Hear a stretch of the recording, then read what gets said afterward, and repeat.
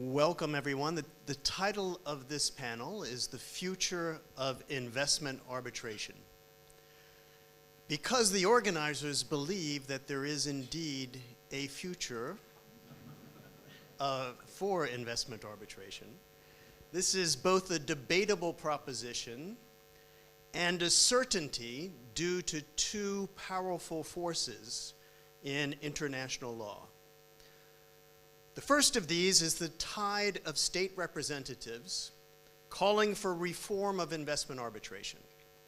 A wide range of state actors are not satisfied with investment arbitration as it is currently practiced. Given these forces and the ongoing work in UNCITRAL Working Group 3 and other forums, change is certainly afoot for investment arbitration. The second of these forces is the international relations equivalent of Newton's first law of motion, the tendency of a body at rest to remain at rest. Change in international law can happen, but when it does, it is usually at a glacial pace. Moreover, when it comes to influencing the way actual disputes are handled, the delay can be longer. New rules generally apply to arbitrations commenced after the rules come into effect. It can take years after a reform for the inventory of pending cases to become dominated by ones under the new rules. In short, calls for reform are supplying an external force promoting change, but based on past experience, it will be years, maybe decades, before any radical change in investment arbitration is seen. Now, in considering the future of investment arbitration, it's useful to distinguish between the near term, the medium term, and the distant future.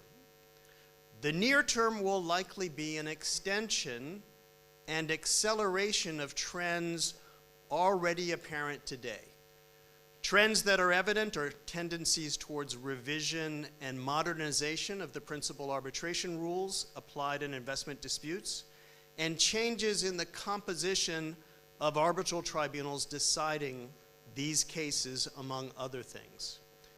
The medium term is already more difficult to evaluate.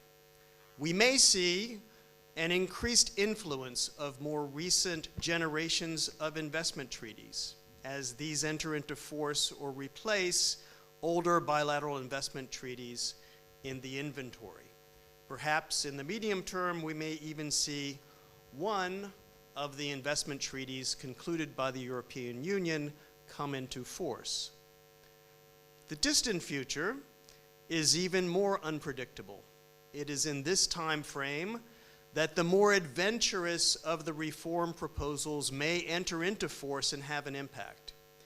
Will we at last see a multilateral agreement on investment, providing both a uniform substantive law and a uniform procedure for dispute resolution analogous to the WTO?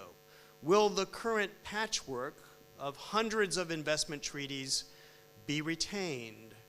Will there be an appellate body or investment court? This afternoon, three extraordinary panelists from three very different backgrounds will converse with each other and with us all on the future of investment arbitration.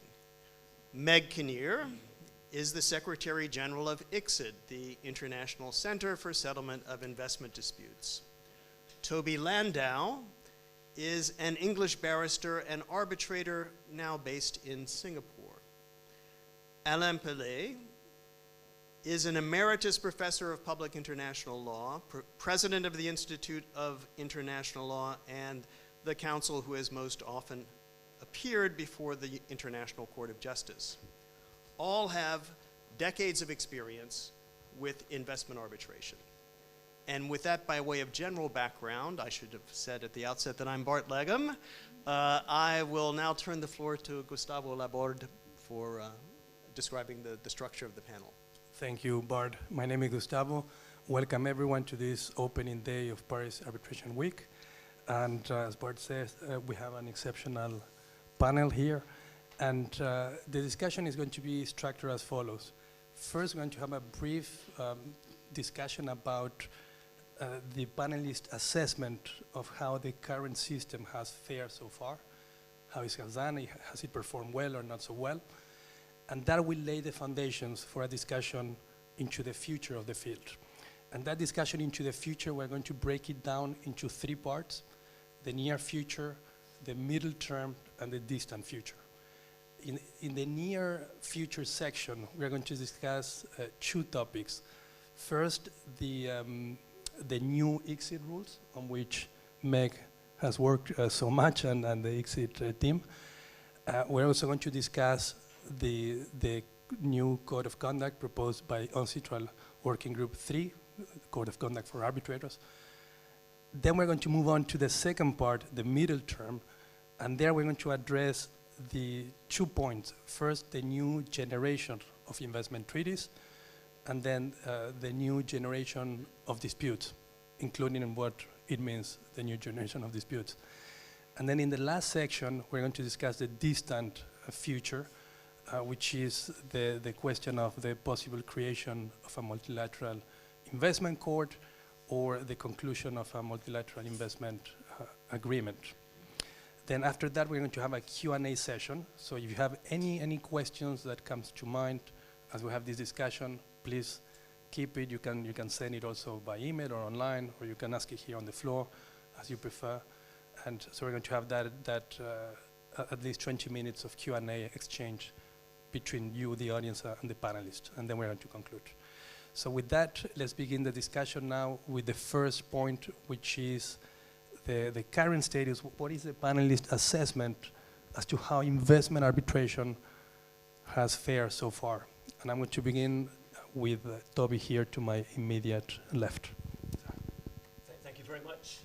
Good afternoon to everybody at this first day of an extraordinary week with more sessions than arguably topics. I start with some trepidation because I'm speaking to an expert audience, and so hopefully this will, and I'm with experts alongside me. So this is by way of discourse and suggestion. How has the field of investor state fared so far?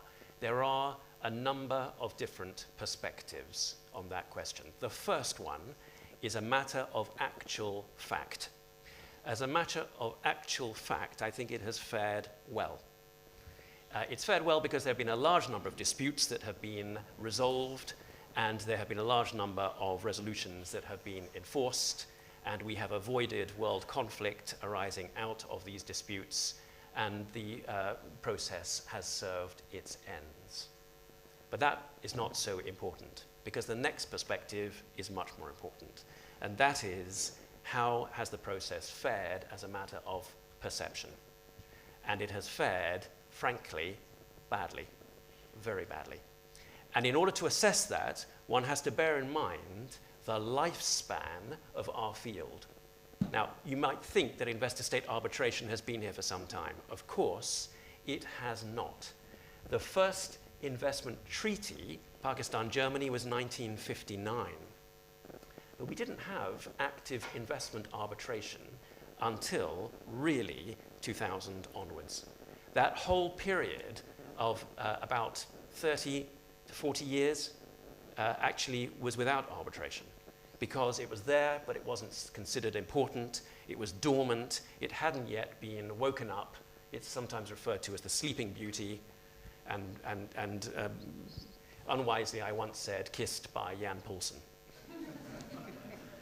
That's because he wrote the article in about 1995, Arbitration Without Privity, that actually got people's attention, and then we started. Now, why I'm saying this is because we are assessing an incredibly young, short-lived process. It's only been there for about 20 years, and yet, in that short lifespan, alongside has grown up a full-blooded backlash in just 20 years. In 20 years only, we have this panel. questioning the future. In 20 years, we have working group 3 with consistent demands for change. Is that a success? What we actually have is a palpable, undeniable exodus already after about 20 years of people moving away. 512 terminations to date of investment treaties. The pace of termination is accelerating. 2019, there were 37 terminations. 2020, 43. 2021, 87. So that goes on. There have now been, in the last few years, just a few years, over 300 terminations. And now there are more terminations of BITs than new ones being concluded. And the range of political and economic backgrounds of countries that are terminating is actually diverse. It's not just north or south or east or west. And none of that takes into account threatened treaty renegotiations and, of course, the difficulty of renegotiating treaties. The fact that a treaty is not renegotiated or terminated may mean that there are political obstacles in the way. It doesn't reflect that there's no desire to change. So overall, my answer is not success. It's now a quiet, lone voice in the desert to say, but look at the actual cases. Look at the statistics. It's all even-handed. It works very well. Actually, the debate has moved on. And what we're faced with is, I'm afraid, a collective failure of advocacy amongst all of us advocates to persuade the world that this process is effective, it's fair, and it's legitimate.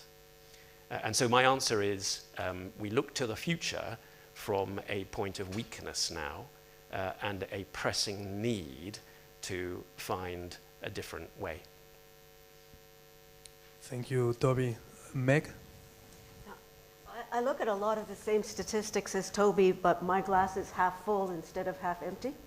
And I think it's very interesting. When Bart just announced this topic, there was sort of a bit of a nervous laugh when he said future of investment arbitration.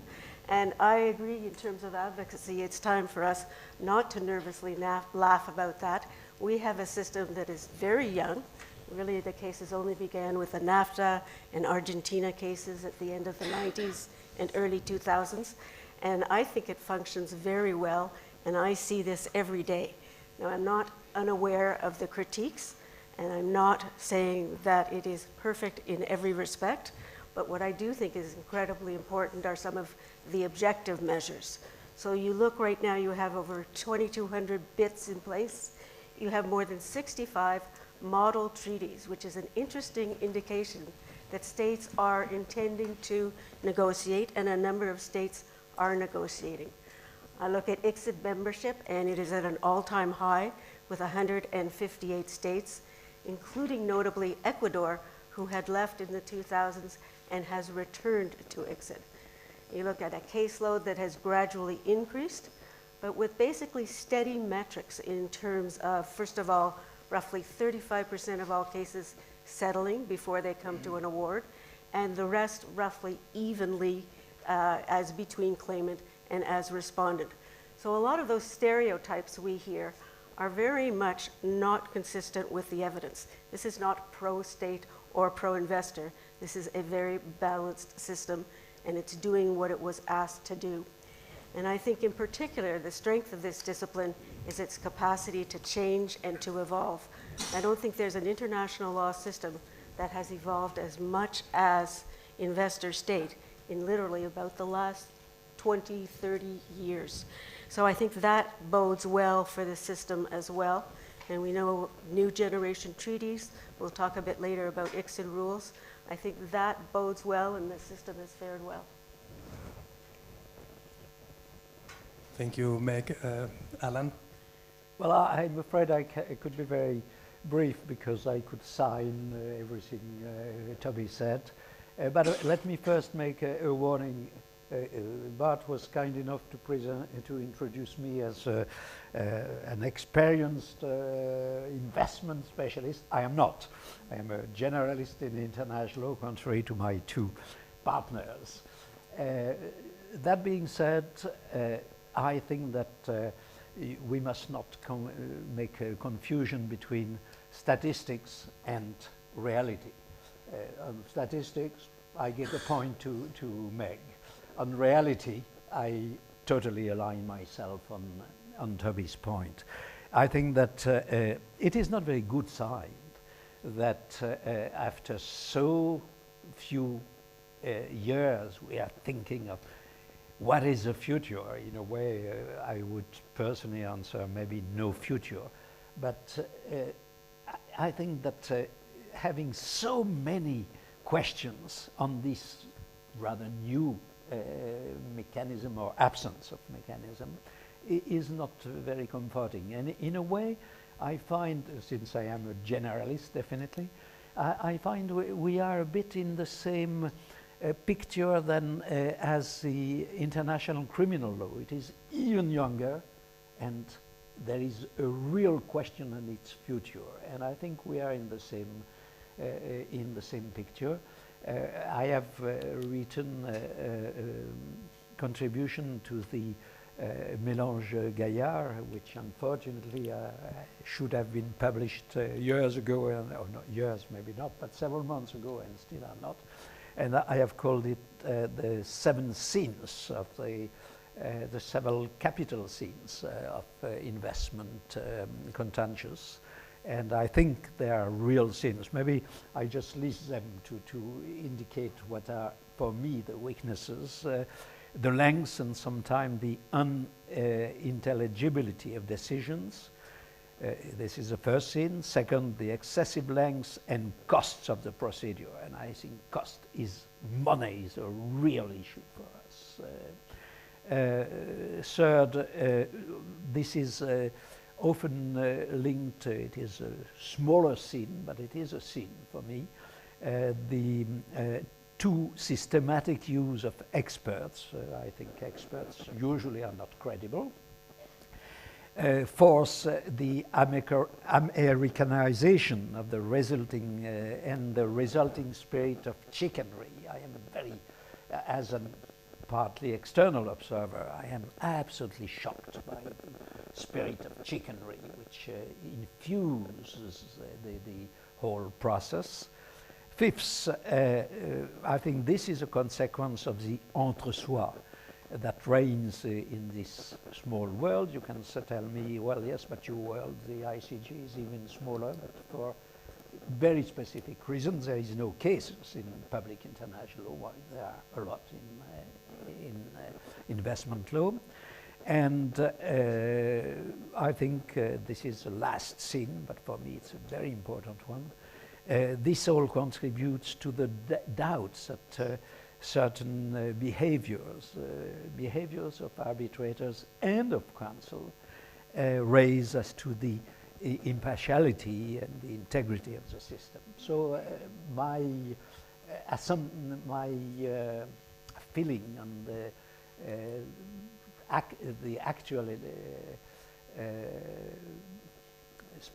the actual good health of the system is negative, I must say. Thank you. One follow-up question, which is based on what you said, Toby, about our failure to convince the outside community of what investment arbitration truly is about. Does that mean that we have to accept failure, that we just didn't manage to do that, or is that or is that something that we can still try to correct?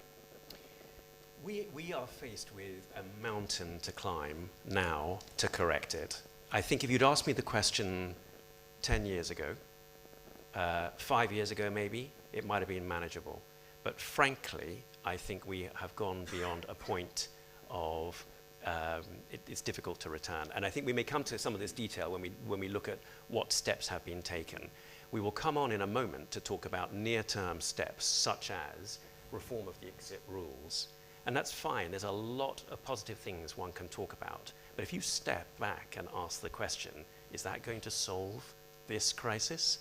My answer is a resolute, I'm afraid, no. And I just can I give one quick example just to show what I mean by this? I'm sorry to delay this slightly.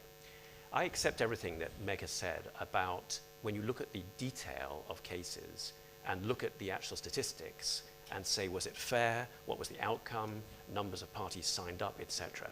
But if you again stand back and look at the actual effect of investor-state arbitrations that have come and gone, all right? I want to give one quick example, and I apologize to all those in the room who are involved in the case. But to me, it's a very clear example. If you look at the Tetian case involving Pakistan, that is a case which you had a major dispute. It went to investor-state arbitration. There were partial awards. The case has now settled, and we move on. The question I ask is, what contribution did the arbitration, the investor-state arbitration process take? What contribution did it make in the course of that process? If we're looking at a process that was designed for settlement of disputes in a way that everybody will accept, it has singularly failed. It's done the opposite. It has inflamed the issue. Yes, you had a settlement at the end, and after that settlement, you have got a nation in Pakistan now looking aghast at the process. Yes, it's come and gone, but it's done damage along the way. How could the process have done that? It's not intended to do that. It's intended actually to do the reverse. But it's actively inflaming a dispute because the process did not take into account many other factors that were live in that case, didn't account for difficulties within the host state in the way that it responded. Maybe Pakistan shot itself in the foot in many ways, but the process was unforgiving, didn't allow for that. And so my feeling about it is that, yes, we can say it's this dispute that's over and it's completed, but the fallout is there, and we have that in many cases. And that, to me, is now looked at, one looks at it as a basic design flaw. Thank you, Toby. Any follow-up comment from Meg or Alain? No. I'll move on. I'll give the floor now to Jean-Christophe. Thank you, Gustavo. Thank you for this very interesting tour d'horizon. We'd love to deal with each and every one of these issues, but of course we won't. We have had to make choices. And the first and obvious subject for the near future is the beginning of the implementation of the 2022 ICSID rules that entered into force last July following extensive consultation over a period of 6 years that has occupied a lot of Meg's time over that period of time. And to the extent we've got the privilege of having you with us here, Meg, what, in summary, would you say are the key benefits that ICSID arbitration is set to derive from these amendments to the rules? The biggest, actually, revision of the rules since 1967, if I'm not Yeah, absolutely. incorrect. The most comprehensive to date. And it was approved by all states voting. 85% of the states voted, and every one of them approved the new rules, which I think is an important criteria for success in the long term. It addressed a number of the big concerns that have been mentioned already by Alain, by Toby. The first sort of bucket of concerns was the whole question about time and cost, and it did this in a number of ways. All filings are remote now. Any hearing can be done remotely or in hybrid format. A number of specific rules put specific and shorter time frames. So for example, you now have 21 days to bring a challenge to an arbitrator, and decisions must be given in 240 days from the end of the briefing. We've also put several new techniques in, for example, case management conferences, which are intended to be informal case conferences where the tribunal can indicate to the parties how we could address the process better or what they want to hear. We've put in a capacity for consolidation and coordination of cases, and the potential for expedited arbitration. So there are a number of different techniques that I hope cumulatively will help address this time and cost issue. We've also added to the arbitrator declaration a requirement to clearly denote your availability, and in fact a calendar where you simply cross out the dates in the next 2 years where you're not available. So parties will very clearly know, is there an issue of availability that concerns them at the beginning of the case. The next bucket of objectives was under transparency, and in particular, the rules moved to have all orders and decisions made public. as well as awards where we're able to do so. And that has to do with the convention, but where we do not get consent to publish an award, we will be putting out the legal excerpts. We've added a non-disputing treaty party submission and a few criteria to the non-disputing party submissions. The next bucket of objectives here was to put forward more options for dispute settlement. And in particular, we have updated the conciliation rules, so they are much more what you might expect as a flexible ADR tool in the current day. We have also done a set of standalone mediation rules, and I'd add that these are very much intended to be and are broadly available. It does not need to be an ICSID case. It can be at any time during the process, and the idea was to make mediation available where the parties wanted to mediate. And a mediated resolution can be enforced under the Singapore Convention, or if it comes in the course of an arbitration, it could be included in the award. The other option that I wanted to bring forward was that the additional facility has been broadened substantially, and one thing of note is that it will be available where there are cases involving regional economic integration organizations. And you would normally think, I think of the EU as what comes to mind for many. The idea being that if REIOs are signing treaties, they should be able to sue or be sued under those treaties, and the additional facility will be available for that. And then finally, there are a number of provisions that go to conflict of interest, in particular third-party funding, where you have to declare the fact of third-party funding and the identity of the funder. And then, as you know, we're working with ICSID to develop a code of conduct. So I see these rules as quite broad-based and addressing a lot of what are considered to be the irritants when people talk about investor state. We'll go back to the code of conduct in a minute. But on the point regarding the time to render awards, the 240 days, which is a major innovation in the rules, which is to be compared with an average of approximately 14 to 16 months right now, depending on whether or not there is a dissenting opinion. Yep. How likely do you think that tribunals will be able realistically to slash the time in half, literally, to render awards? I am very hopeful. What we wanted to do, and what I think we've done, is put an ambitious but a reachable goal for issuing an award. And to complement that in the rules, if a tribunal feels they cannot make that 240 days, they have to advise the parties in writing in advance of why they can't make that 240 days and when they will deliver the award. So I think we've put some guardrails on that to the extent possible. And we consulted many, many people, arbitrators, counsel, in advance saying, how do we set that right time? And most people felt that that was a reasonable amount of time. So we're starting from the beginning of a case, very much with our eye on the ball on time frames, and I hope we will be able to make that. Any reactions from Toby or Alain as to the new rules, or things that you would have liked to see in the new rules that are not in the new rules? Well, globally, I welcome the new rules. I think there are small progress, not entirely cosmetic. Personally, I very much welcome the transparency rules in spite of too many escapes. I have doubts on the time limitation because there is no sanction. I agree. How could there be sanction? But the question remains. For me, the only real important progress is the third-party funding. This, I think, is really important. Again, my experience is limited, but several times I felt I would really like to know really what is behind. So this, I think, is something really important, although here again there are a bit too many possibility of escaping. But I agree that it's better. The problem is that the main issues, from my point of view, are not addressed. Not only speaking of the double hatting, I know that this is a burning issue, but I really think it is very important for the perception. I think all our discussion is about perception, and the contentious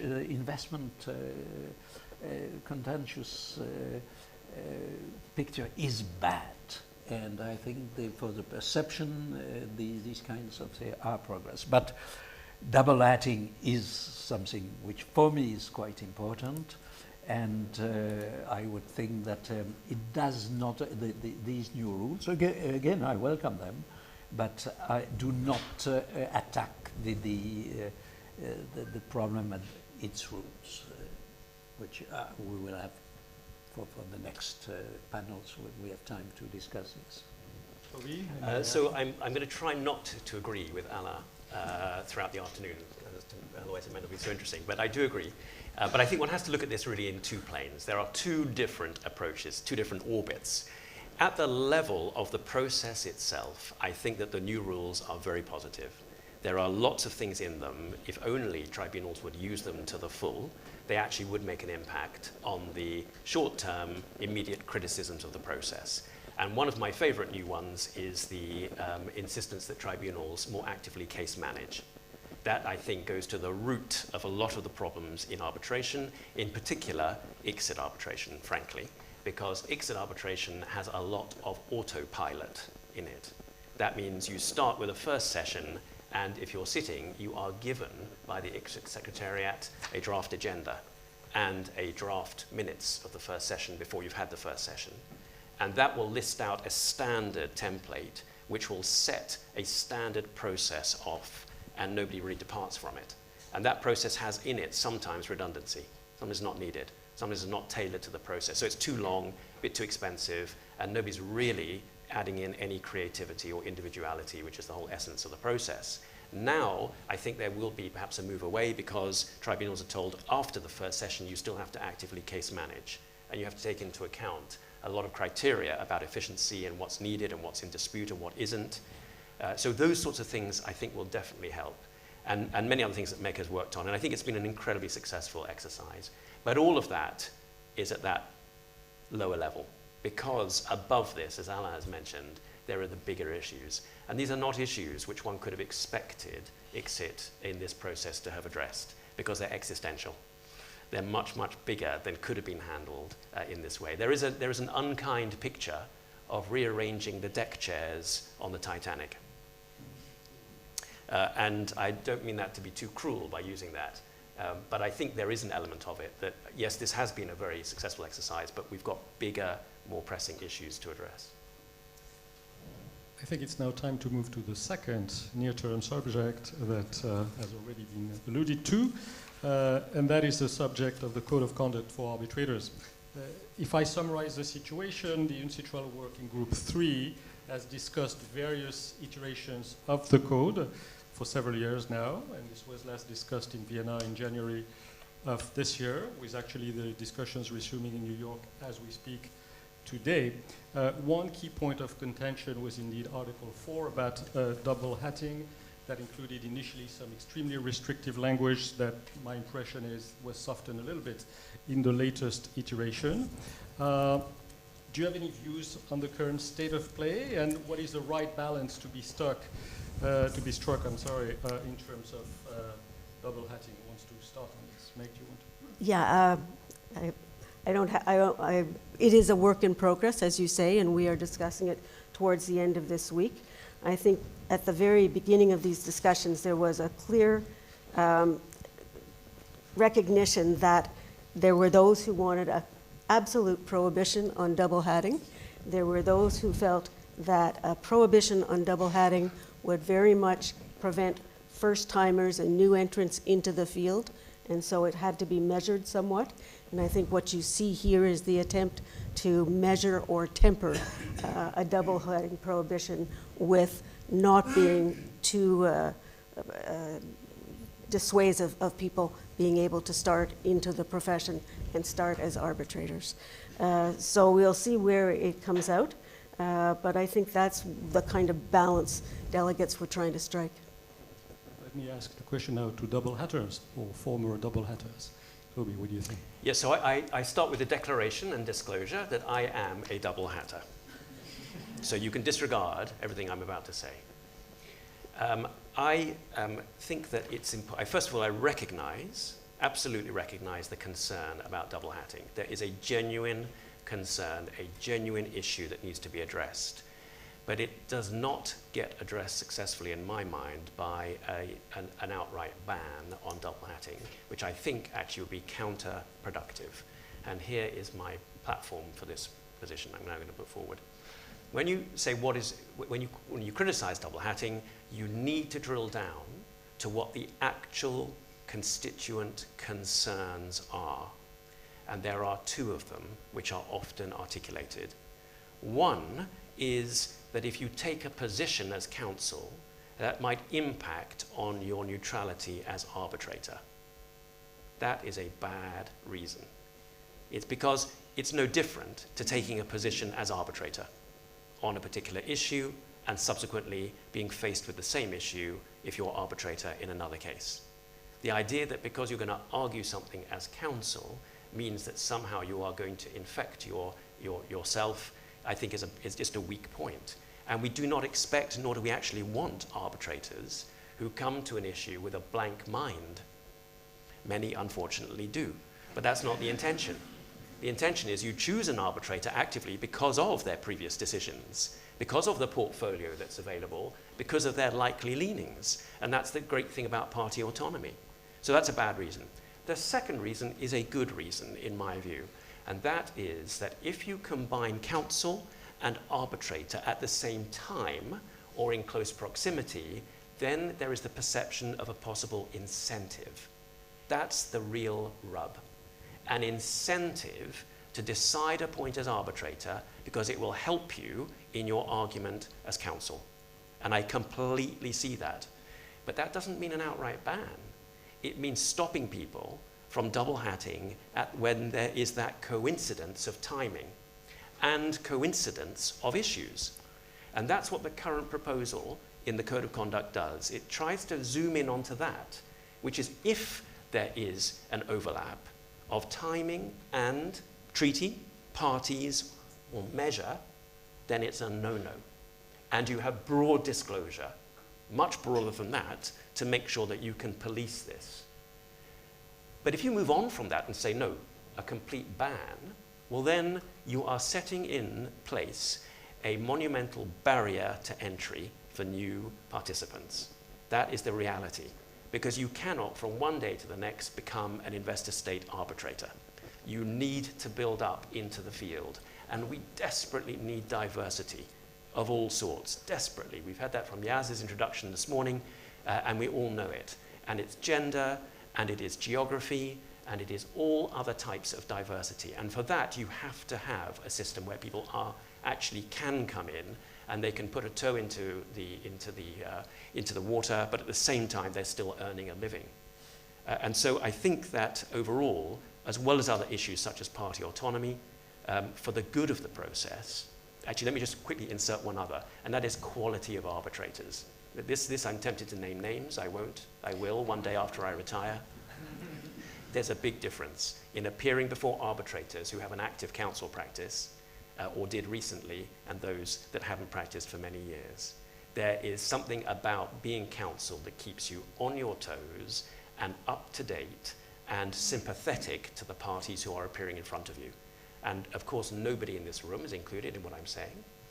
But there are those who haven't practiced as counsel for a long time, perhaps never, and never actually have a real understanding of the dynamics that are going on in the case, don't have the same depth of knowledge or grasp, and are rather caught up in their own business model of being arbitrator. And so I think that to keep the field live and fresh and with new blood, we mustn't have a complete ban. And to be fair to the text of Article 4, it's retreating already from the initial text that was much much stricter. Alain, any articles, treaties can always be changed. I know it's sometimes especially when they've not been adopted. It's not because you have a treaty that you have a point. I am very happy to disagree with Toby on both his reasons, although I share his views that double hatting is a real issue. But I would say that the reason for trying to avoid it are completely different. I think coincidence of timing, I don't understand the point.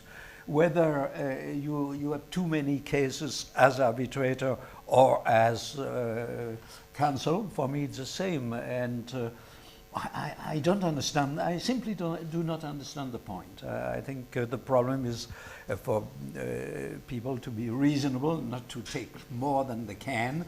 It happens that whether you are counsel or arbitrator, arbitrators have a superiority that can choose a bit more their timing, but nevertheless, the real issue, do not take more cases than you can handle.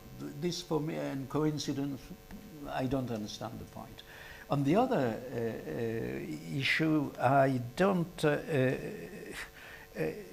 agree as well. I think it is you said that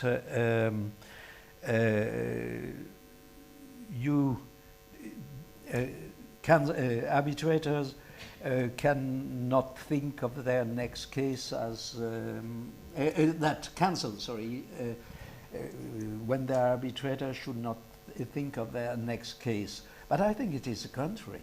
I think that arbitrators risk to think of their next case as counsel. This is more dangerous. I think that an arbitrator who has an important case as counsel and who can make a decision on an issue of principle might be biased that way, not the other way. And I understand that you speak of the other issue. That said, I agree that, myself, it's a long time since I have refused to be counsel in cases. It happens that exceptionally I am counsel in a case because it happens that my client, which is Norway, has been. I have been working for Norway for time and I could not say no on the same issue, which are dealt with in the case, which are at the center of the case. So I think all principles must have some exceptions. The problem is not to exaggerate with exceptions. So I agree. At the end of the day, I'm sorry to say that I agree with the conclusion of Toby, but I disagree with his reasons. I would love to grill you more on this, but I think it's probably time to go to the medium-term segment. Unless Toby, you wanted to. I just wanted to clarify, just because Alain's picking up on a point which I think I may not have been clear, but to me it's not the number of appointments that's irrelevant. It's not the number of times or the amount of work that you have. It is simply the precise problem in combining the roles. And to me, the problem is not prejudgment, the problem is incentive. And because it's incentive, that necessarily brings in a timing element. And that's why what I think is quite a good idea in the current Code of Conduct, Article 4, is to have a cooling off period, although it may be an arbitrary period, but it's a period of time that must separate the roles. Because if you build in time, you then deal with incentive.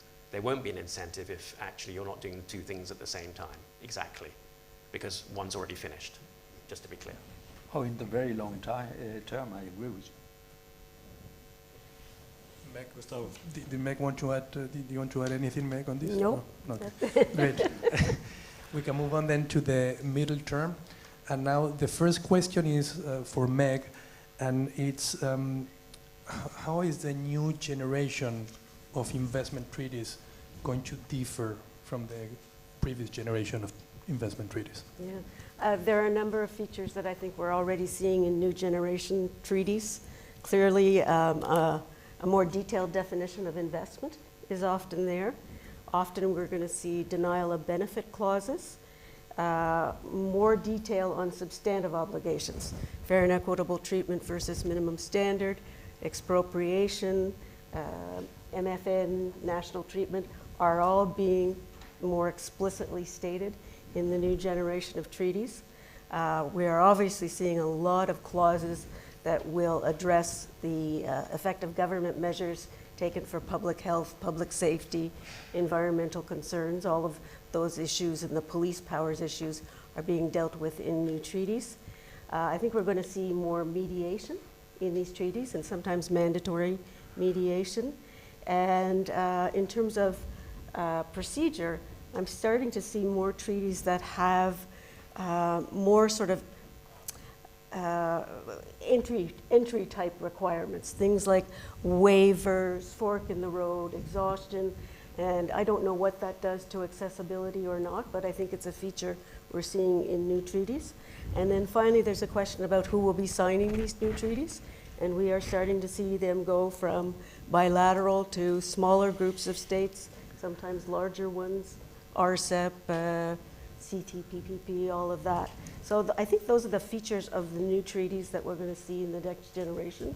It will be a while until we see these cases litigated, but they address, again, and this really is the iterative process in investor state. They address issues that have come up that I think many did not predict 40 years ago, and states are actively addressing them in the wording of the treaty, which I think is the right place for it to be addressed. That's how our system works. Thank you, Meg. Alain? Well, not much to say. I have my doubt that there exists something like new generations of treaties. My view is that there is successive additions to the treaties. The new treaties are just longer and longer and longer and longer. It's more that than a real change, and it certainly doesn't change the system. The system is absolutely immune from... Is longer better? Pardon? Is that better? Is that the fact that they are more detailed and longer? Is that a good thing? But, well, and this rather shows defiance towards arbitrators. The arbitrators make some decisions, okay, it's dangerous. They start to be active, so we stop them. This is very American, by the way. Thank you very much. Toby? I agree with Meg that we see these changes. Obviously we see more detailed treaties, but those more detailed treaties get factored into the same process. And so, however technically more detailed or smarter the wording of the treaty is, it'll still be three people, footnote, the same people, deliberating in a room over those words, trying to apply the Vienna Convention with all the problems that existed before. So I don't see this as being making a marked change in the end. Can I add one little thing, which is the same three people thing? And I guess this is an important point to make in terms of the evolution. There is a lot more diversity now, and I think people don't recognize, I mean, you look at sort of who were the standard tribunals sitting 30 years ago and who is there now. It is really, really different, and over time there has been real evolution. Gender has gotten much more diverse. I'll give you the stats from ICSID, but you know, something like 30% female, and we work on this very actively. First timers, we track what we call first timers, people's first time acting as an ICSID arbitrator. 12 to 14% of our arbitrators every year are first timers. So there is an evolution that you don't see at any one point in time, but if you look at it over time, I think it's been quite significant. And you are seeing new people coming into the profession. Can I just respond to that? Go ahead, Toby, please. So I think it's right as a matter of statistics, and it's right in my own experience. When I started in this field in the last century, the average age of arbitrators, as far as I could tell, was about 106. And it was white and it was male, and I was a freak because I was younger than 106. Now that has changed. Of course it's changed. Nobody can deny it. But the change is still a small change, actually, in the scheme of things. Because what's important isn't just, all right, the people have got younger, there are more women now, but there are critical issues that are still burning issues, and that is, this process is not one that the whole world feels it owns. They don't feel it. There are countries that are the subject of claims, and they agree to the process and they participate in it without feeling they own it, because they're not represented. And that's something which Yaz spoke about this morning, and we all speak about it. And it's not answered by, yes, statistically there are changes, there are definitely changes, but it's a much more fundamental issue we're faced with. And it's not, I think, yes, there are progresses in age, in gender, but honestly, a young woman from Harvard just thinks exactly like an old guy from Harvard.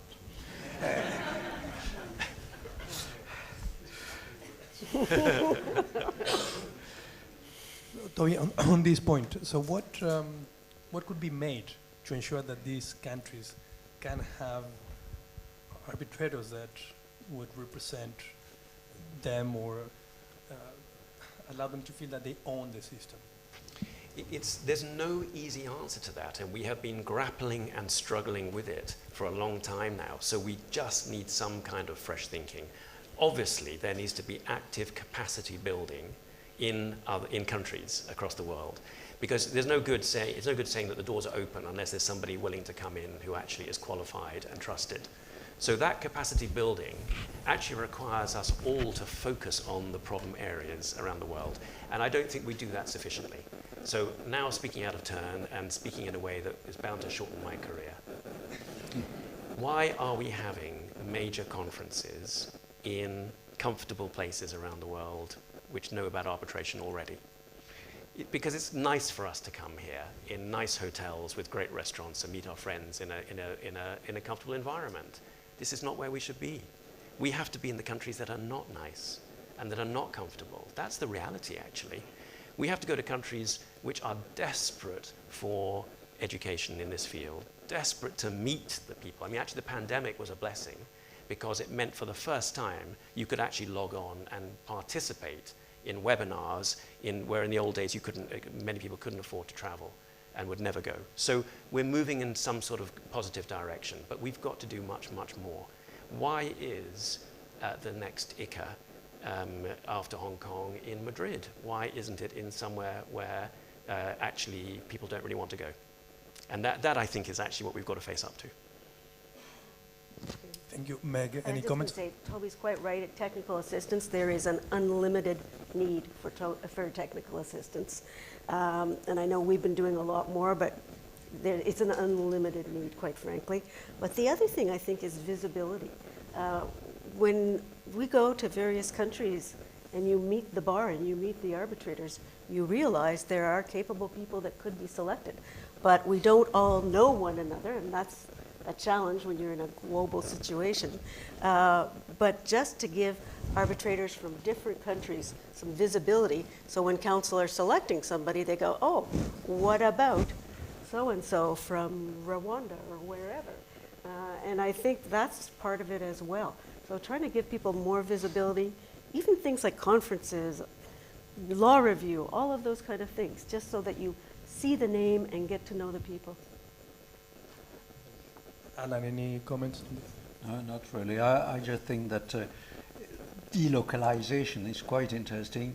I also think, one, that we must not be demagogic in some countries. There is simply no possibility to have specialists in investment law. If you take Chad, you don't have the capability. So I agree with everything, but we must be honest and not demagogue. Thank you.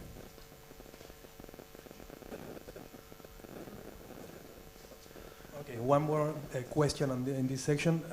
The next generation of disputes, and I'll begin this one with you, Toby. Do you think well, first, what are next generation disputes, briefly? And second, is the current system of investment arbitration well suited to adjudicate this kind of new disputes? So I'm not sure there's a term of art, next generation of disputes, but what I have seen and what I believe is that the nature of disputes that we are seeing, we are being faced with in investor-state arbitration is changing. When we started this field a long time ago, there was a sort of conventional conception of what is an investment and what state conduct would be in breach of treaty standards. They were good old-fashioned construction projects that were nationalized. That's all very comfortable.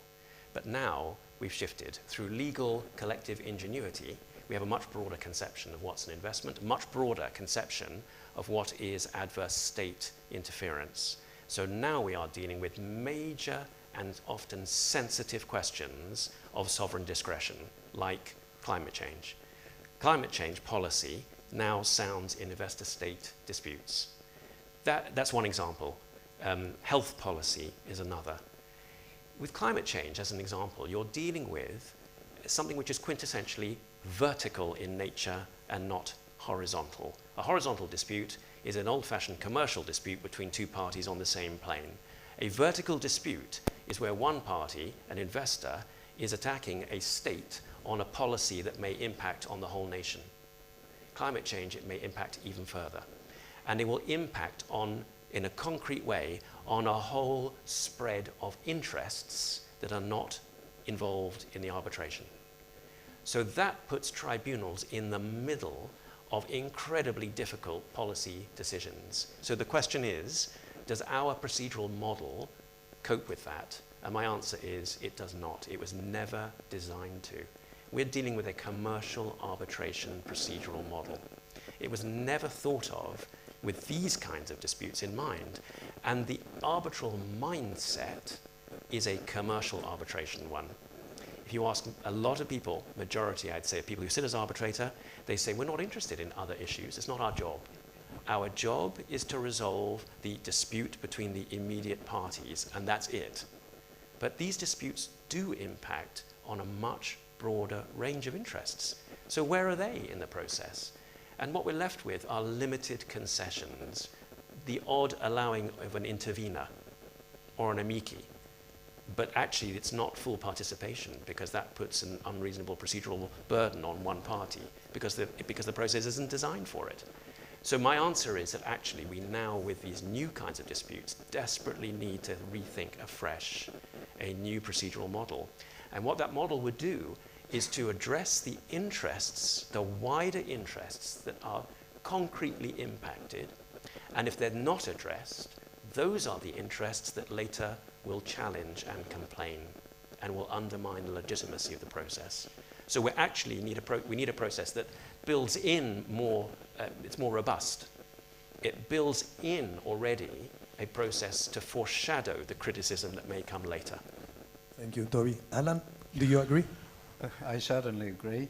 I think that the only point is that you will not change this big, solve this big issue, just if you keep the adversarial system as it works. I think that if you want to have to take into account the new interest, but by the way, now there will be problem of international conflict law as well. If you want to really take this seriously, you have to change some things more very deeply. It's not, if you take the adversarial where the investment will say, oh, what is important is money, and the state will say, oh yes, but we have some general interest, and the poor chair will try to find his way, and if he's a pure commercial lawyer, he will not find it. Thank you, Alain. Meg, your views on this? I mean, I think this is the reason we were trying to offer other options. I don't know that they're perfect options, but the possibility of mediation might admit more viewpoints and more policy perspectives. Conciliation, I think these are all possible, and there just has to be a willingness to use those.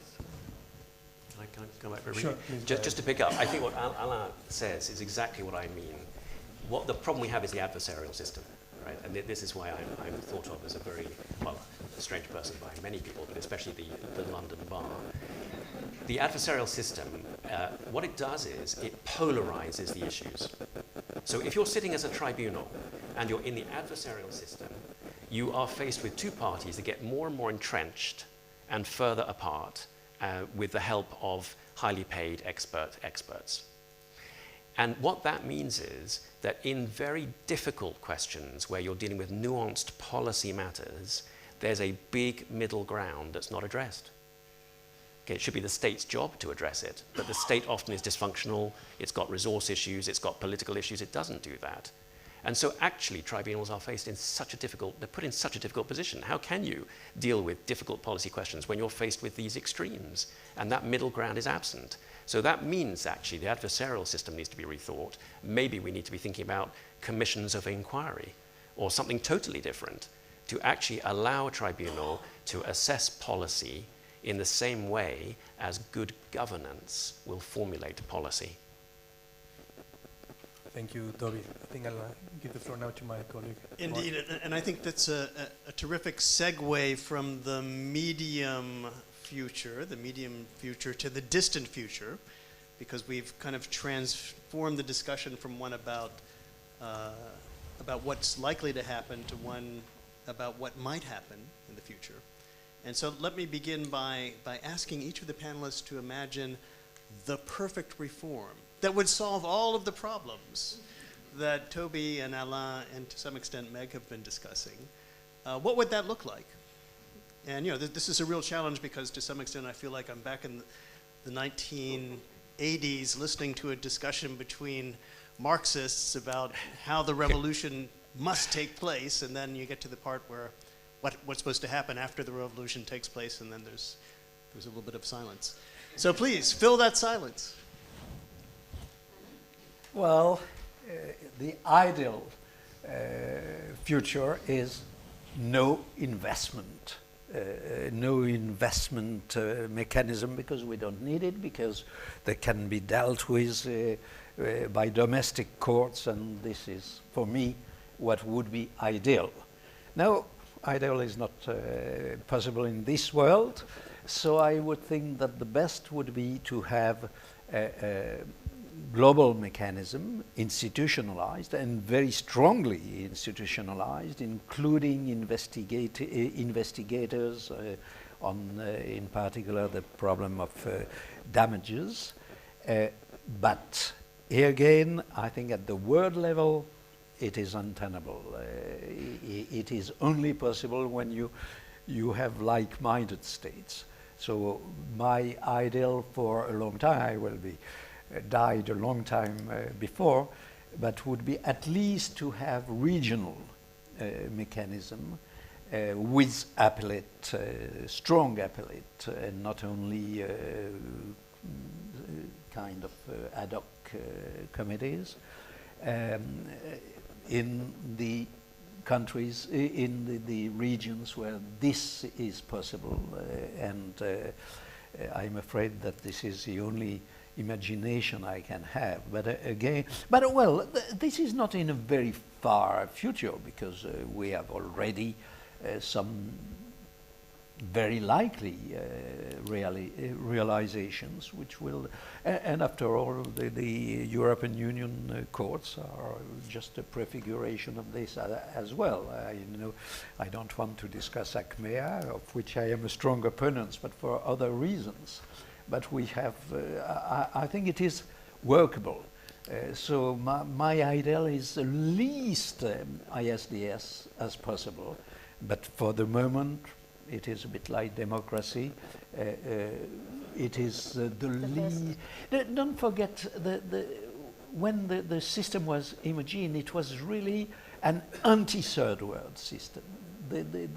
We didn't want brochures like out the other. The Western investors didn't want to that third world countries could be the ultimate judges. This was the inspiration in the 60s. Now, I'm afraid, I am sorry to say that it is still largely true, in part true at least, and in many countries you can have some legitimate doubts of the independence of the judges. So in this, with this in mind, I think that we must keep not how do you say, throw the baby with the bath, but try to limit the BAS as much as you can. So Toby, what does a perfect reform look like to you? So I actually, again, I have to say I do agree with the picture that Alain has painted. I think this is not a question of saying abandon everything, surely not. And interestingly, when one looks at the purpose or the function of investor-state treaties, there are many different functions. And one of the ones which I find very interesting is not the promotion of foreign direct investment as much as an external force to discipline particular countries and allow them to elevate their standards. And that's something which many developing countries want actively. I have a vivid memory in my mind of sitting in the Supreme Court of Pakistan, I hate to pick on that particular country, but there we are, in Pakistan, in Islamabad, where the court was about to do something absolutely bizarre, supporting a bizarre government policy. And I remember the Attorney General whispering in my ear, he said, I only hope that we are brought before an investor-state tribunal for this, because it was the only way to bring in an external norm into the system, which is politically free from the local issue. So this external force, I think, is good, and we need to keep it, but not in its current form. So my ideal is a standing multilateral body. Ideally, it is global, but realistically, it may be regional. And it has in place a personnel, which I think is perfectly possible to put in place, which is acceptable internationally, and it's diverse. And that may be through a number of mechanisms, such as independent commissions, which we have seen around the world. One I pick out as an example is the Caribbean Court of Justice, using an independent commission that makes appointments at one stage removed from the state itself. So there are collective ways of doing this to bring together a body of professionals who then have a range of dispute resolution mechanisms designed for vertical style disputes. And that means not commercial arbitration, but inquiries, inclusive mechanisms, which will have elements of mediation and conciliation, and will find processes to bring in interests that are potentially affected. I do not think that that's too much to ask for, especially from our community of highly talented dispute specialists. It can't be beyond us. Meg. These are all wonderful prescriptions, so I would not dissent from any of that. But I look at it right now as let's not throw out the baby with the bathwater. We have a system that works well. I think the incremental changes are important because they can be done. They are concrete and they can be implemented. And on the way to some kind of a utopia, which is great, let's make sure that we keep a working system working well. So my wish might be seen as much smaller, but hopefully more easily granted, which is that people use the tools that are there to make this work better. All right, so we've now had a brief discussion about what the ideal future might look like in the distant future, of course. What do you think it will look like, realistically? Will we see a multilateral investment court? I guess to some extent we've already heard implicitly answers on that topic. Will there be an appellate body? Are those things that are worth ascribing to? Alain, do you want to go first? I have no crystal ball, so I don't know what will happen. I know what I wish to happen, but I think it's long term. You said that changes are glacial. I think when you introduce a panel, I think that it is a long-term reflection, but I think it must be done with an open mind, and I am not sure. I will be aggressive on that. I think that all of us here, maybe except me and one or two, are really part of this very small words, which is the investment community, as you like to name it. And I think this small word, or middle word, is bigger than my favorite one. This small word is really more and more spoiled by money. And I think that the costs are much too extreme. The fees are much too extreme, including when I plead myself or when I sit as arbitrator, it's just have the same level. I think that really there is big issues, and not only for small or middle-sized enterprises or the poor states. I think it is a global problem. Toby? So I think the trajectory that I described at the beginning, which has happened already in 20 short years, is going to continue.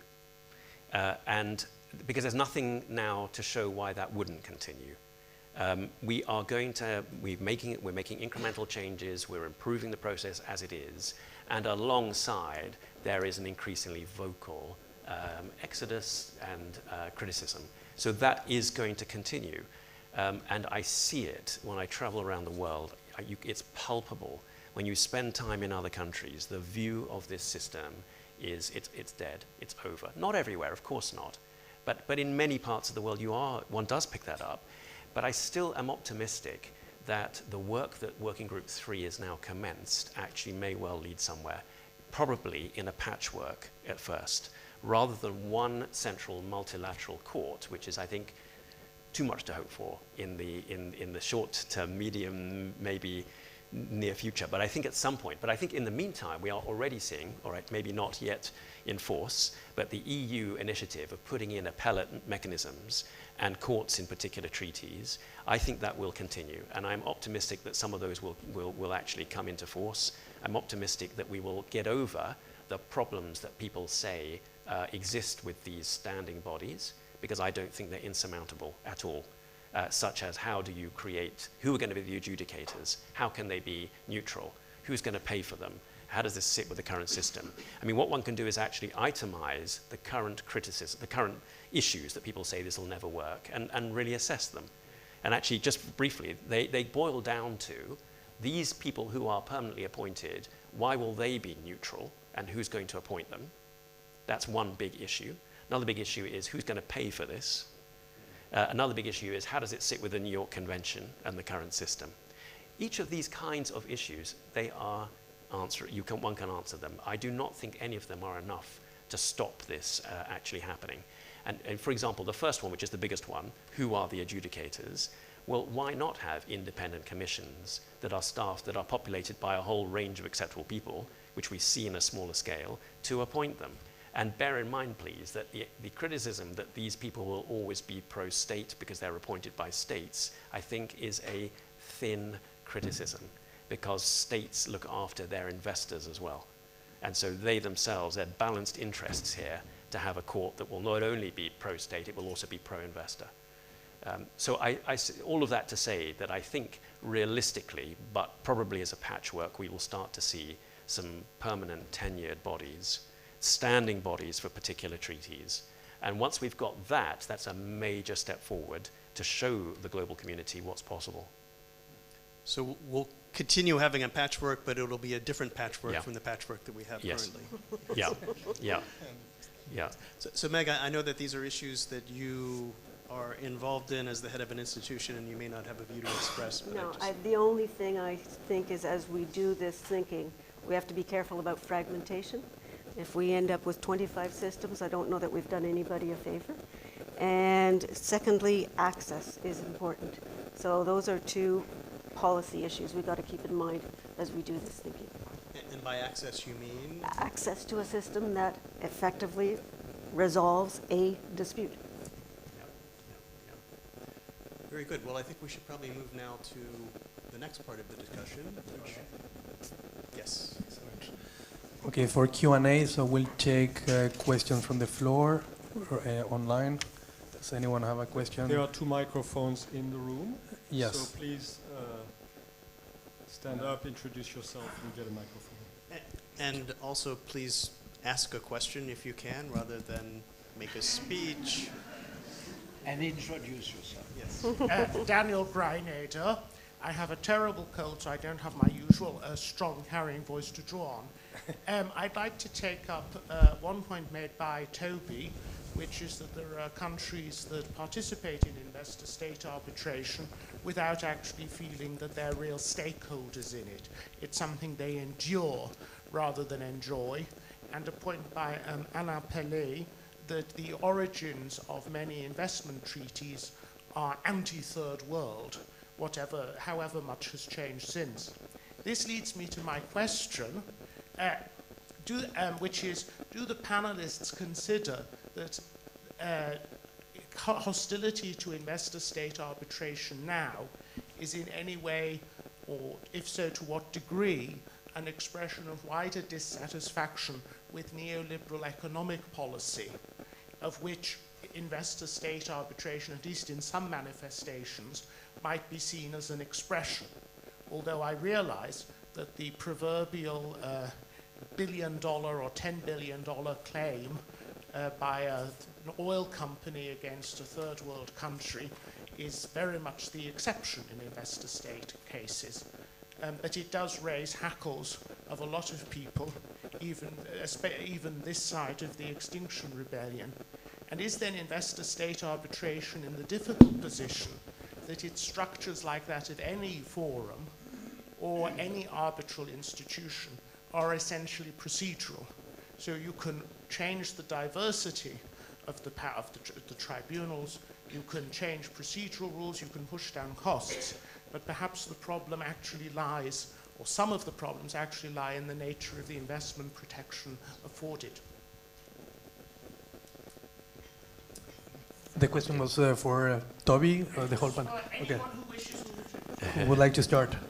Toby? Yeah, I can start. So thank you for the question. I think without doubt, there are criticisms of the process which are confused with or entwined with other issues.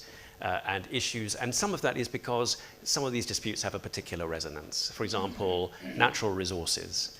And I mentioned the Tetian case, and the Tetian case has a sensitivity of natural resources which local perceptions might be that, well, these are people coming into our country and they're taking our resources, and then we're stuck in a process that isn't actually fair. But that is too simplistic, because these are countries that are also still actively looking for foreign investment. They're not countries that are as a policy or as a collective feeling, anti-global, or saying that in foreign investment is dead and we need a new system. They're reaching out. So the actual criticism that they are making is not that they lost the case. It's actually more sophisticated than that. They've lost it in a way which they feel at the end embittered about. And they could have lost it and felt all right about it. And that's the key point about it. It's not simply we're changing the world economic system. It's not that. Meg, anything to add? No, I mean, I think this is all a reflection of what's happening on a bigger economic policy level for sure. And we've seen this, for 20 or more years. We saw this in the WTO context as well. So certainly it's not divorced from the bigger economic picture. Alain? Well, first I think that it's not so much the bits which were invented to limit to limit the sovereignty, if it can be limited, of third world state. It's more the arbitration system. We, the West, we didn't want to be submitted to the jurisdiction of, in the French term, the competence of domestic courts. One of the big changes is that now the Western countries are brought before the arbitrations, and this has changed the perception. I see it from here, from Paris, or from Washington. Now the West say, "Oh, this is very dangerous," and it is one of the reasons why this treaty is from 2 pages becoming 41 pages, because they don't want to be submitted to the rule they wanted to impose to the third world. So now it is more unified than it used to be, and well, is this good or not? I don't know, but I am sure that what I say is true. That there has been a reaction from the North. Thank you, Alain. I'm going to check. Sure, there's a question there. I've got a microphone. You win, go ahead. Peter Cameron. I was hearing from you, Toby, about termination of treaties. We haven't heard anything about withdrawal from treaties, apart from Ecuador going back. And I was wondering, do the panel have any view about the biggest withdrawal ever, or set of withdrawals from the Energy Charter Treaty? Is that a sign that things are getting worse for investment arbitration? Or is it a sign that, as those of you who know the treaty, Article 47 says you can check out, but you can never actually leave, at least not for 20 years. What's your interpretation of that? Okay, I'll ask Alain. Alain. Well, I think it is, among others, it is a sign of defiance, that's all. But for the moment, it's not a huge movement, it's just rather marginal. But I have no idea on that. But Meg should have more. I add it to my list of the exodus, that it's just another reflection that the system is not working, and it's not adaptable, and there are big problems, and all the attempts to actually amend the ECT have not been enough to allay the concerns, and one sees those concerns in real terms, in real cases. We have a panel on the ECT on Wednesday, if you want to come. There. Oh, sorry. Doug Jones, if you accept, as I think the three of you agree, that a fundamental problem is the adoption of the commercial arbitration system as part of the issue we now have in ISDS, why do you all seem to accept that party autonomy is sacrosanct? Because one of the major differences I find between commercial and investor-state arbitration is the loneliness of the chair. Because there are well-known candidates for appointment by parties who, I fear, trade on that, and certainly counsel choose on the basis of either issue bias or previous performance. There is an easier system within grasp now. That is a system of appointment of arbitrators for ISDS, similar, say, to the SCC system, where with some consultation between the parties, the tribunal will never be able to be identified by the parties as to who appointed whom. What is your view about that measure of reform? Meg? Yeah, it is not something that certainly we considered in our rule amendments, but I've heard a number of proposals that would affect that for sure. I think what we have is pretty much reflected in the treaties and would require a wholesale change in the treaty process and not just in the ICSID rules. Thank you. Alain?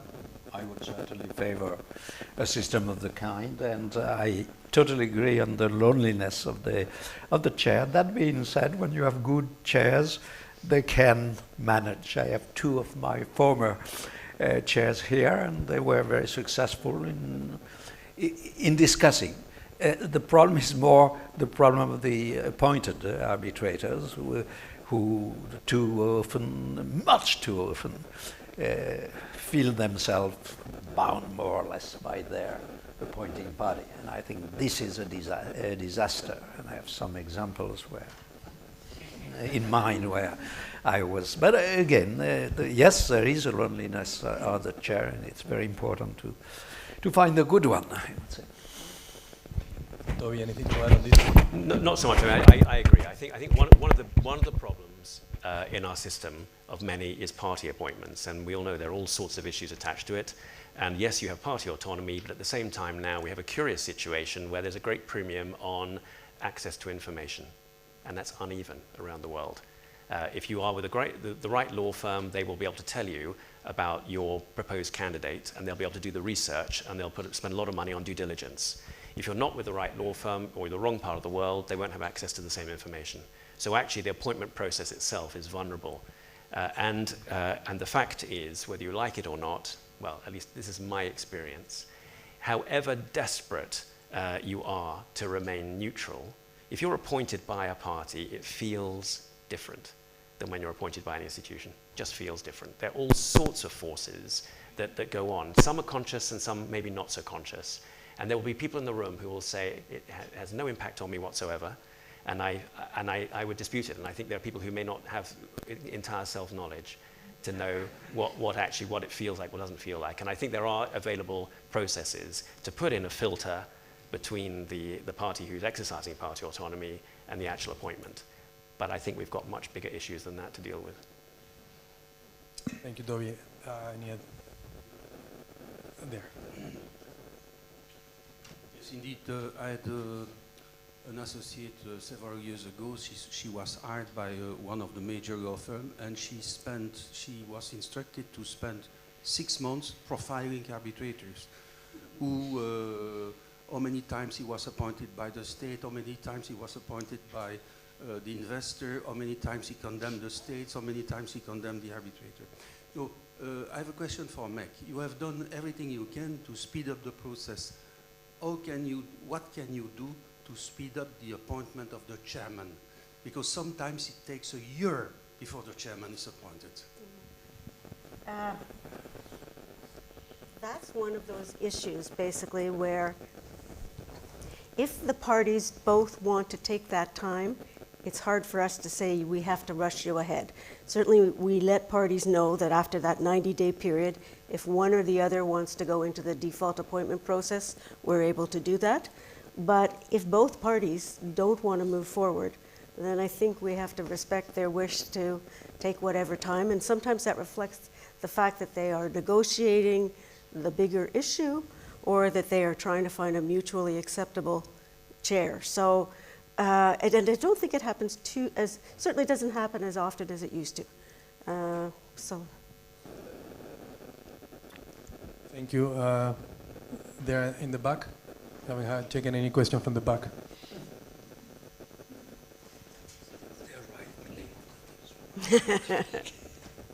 Hello everyone, I'm Niti Sachdev from MCI India. My question is to actually the entire panel. We know that ICSID is doing a great work with investment arbitration. We also know that India is one of the fastest growing economy and looking to be a 5 trillion economy in a couple of years. But India is still not a party to ICSID. What do you think that ICSID could do better or maybe differently? And what does the investment arbitration community think that they could do it differently to make India a party to ICSID? Or do you think it's not really required? Thank you. I think, Meg, do you want to? I think it would be great. I can tell you I've been trying. There is a debate within India that I'm aware of. And, funnily enough, India was one of the biggest proponents of the ICSID Convention in the 1960s. I hope that it will come along at some point, but membership is a question of sovereign choice, and so all you can do is explain the benefits of it and make it available. But it is something that I would love to see.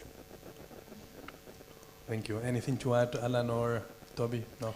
India is such an interesting example because India is faced, especially at the moment, with a large number of pending claims. But equally, India is also now capital exporting. So India has investors that would like to have protection abroad. So I think it's a really interesting case study. And who knows, what all the, well, you will know more than me about what the local politics are, but there are politics. And really, frankly, my feeling is that unless the process looks more attractive, it's not going to happen. Because what's in most people's minds, I think, in the decision makers in India, is stopping more claims happening. And that then, I think, is just a national lack of trust and faith in the process.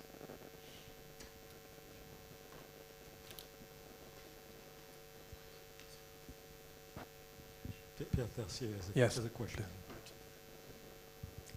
Thank you. I would like to first thank the panelists for a very excellent panel. panel and good question. I would have question or comments to each of your points, so I will be short. And because the future of investment does not depend upon my future, I'm not 106, but cool. And I will be there. I have questions really that are for the nearest future. 2 points. Alain a moment ago mentioned the question length, also time and cost. And this is still a point, and especially the chair, it's a point that really concerned me deeply. First, time. You make pressure on the arbitrators. Well done. You paid us better. Thank you. But in the meantime, in fact, it is wrong to think that we are responsible for the time. The council are responsible for the time. And what I would like to know is how to make a pressure and to find a way, because it's a business, and the arbitrators are not so ready to intervene for very obvious reason. But this is a point, and length is cast with a lot of submission that are, okay, tell us once what is an FET, and it will spare us for 50 pages in each submission written by a junior, and then an umbrella clause and legitimate expectation and FPS and indirect expropriation. By the way, one point I think Alain mentioned, I would like also to have a text on quantum, because this is now one of the key issues. We are, of course, very happy to discuss on FET and others, but when it comes to quantum, especially with experts, and to where the principle to be applied, are they really the commercial one, or are they not other principle to act? So you see, I'm sorry, but I have no question, but I have a comment. But I would say really this is for me a key issue. And concerning the cost, it goes now, as you know, it becomes incredible.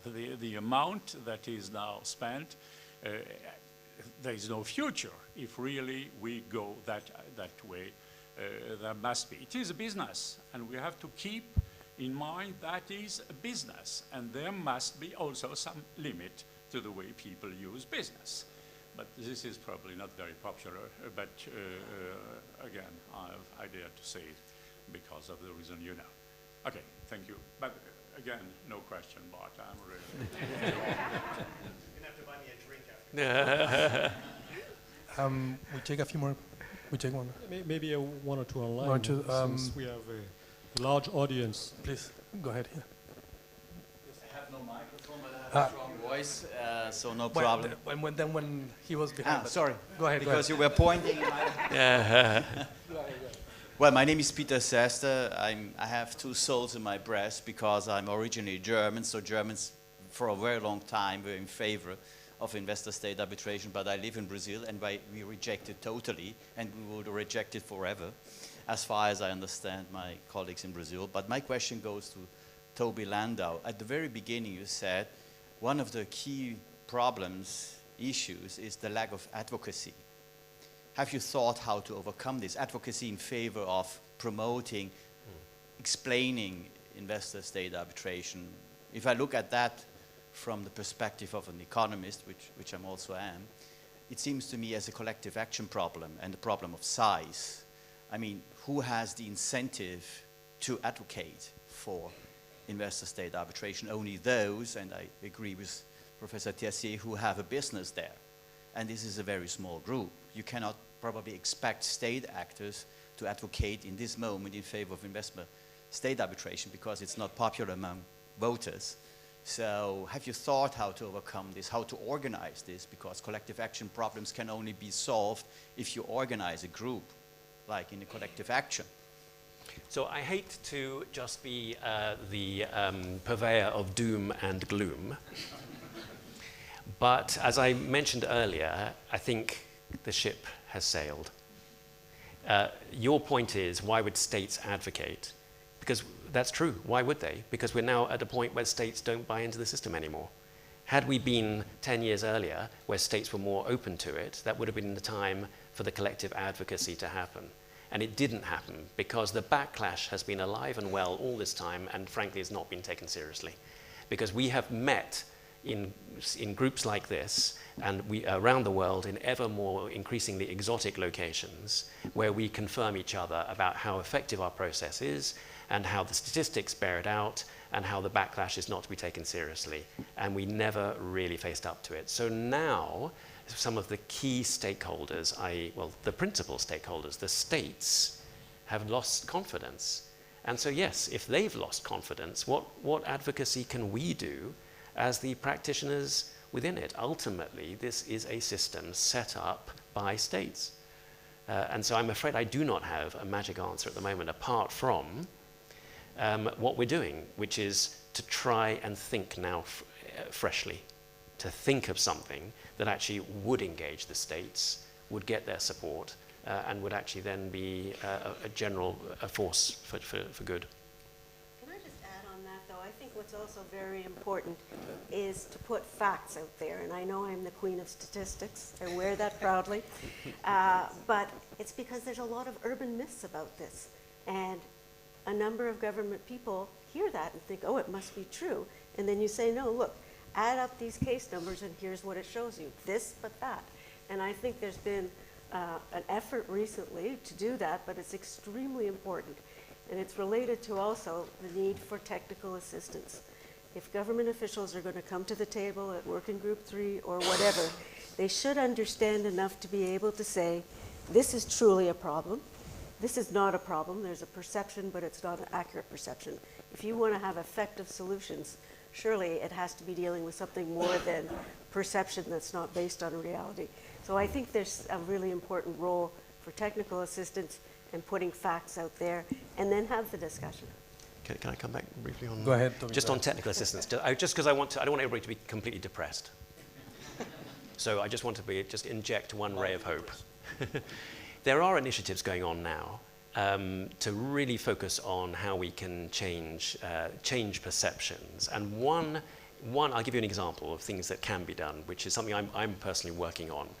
That is, one of the problems with state perception and with handling of these disputes is that disputes, when they arrive at government, a host government, will arrive on the desk of the Attorney General or the functional equivalent of an Attorney General, sometimes Minister of Justice, some defender for the state. That person very often won't know anything about it at all. And it gets farmed out to a law firm, and then it's lost into the process. So the point to capture is that point when it's with the Attorney General. Now, there are some states that have continuity, and they have institutional memory. They're very few. Most do not.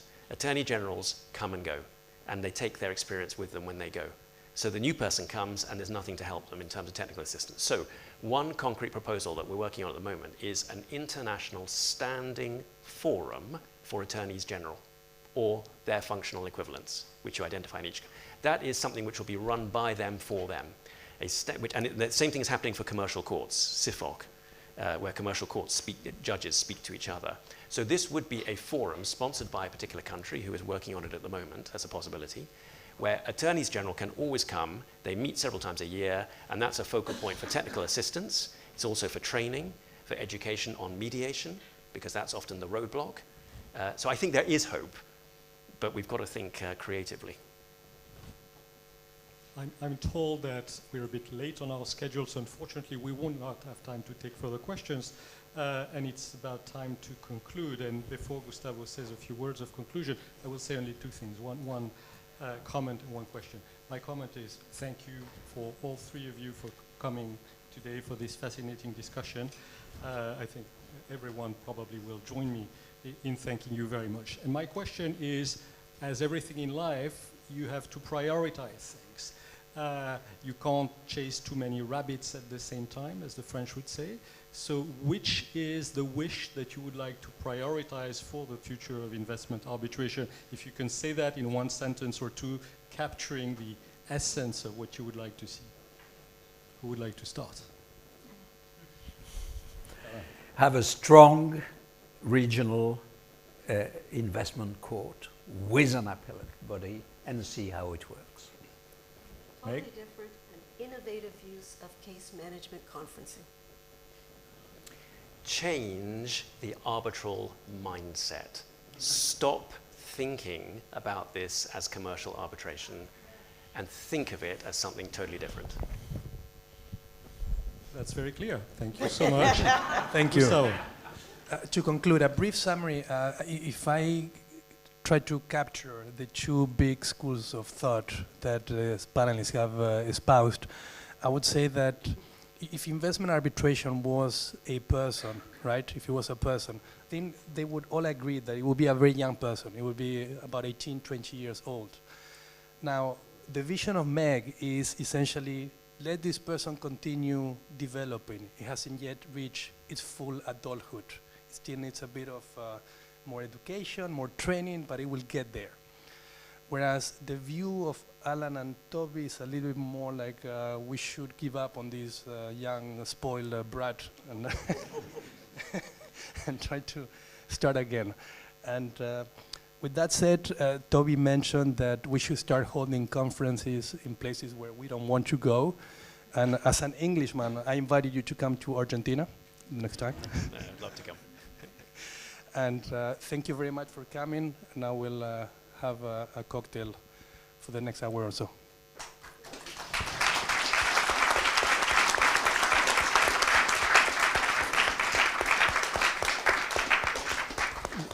Before we leave, just one word of logistics. So because there is another meeting after our cocktail, we will have to go around 6:30, 6:45. The good news is that on the other side of the street, there is the opening cocktail of the Paris Arbitration Week, and I was told by the organizing committee that they may open the doors before.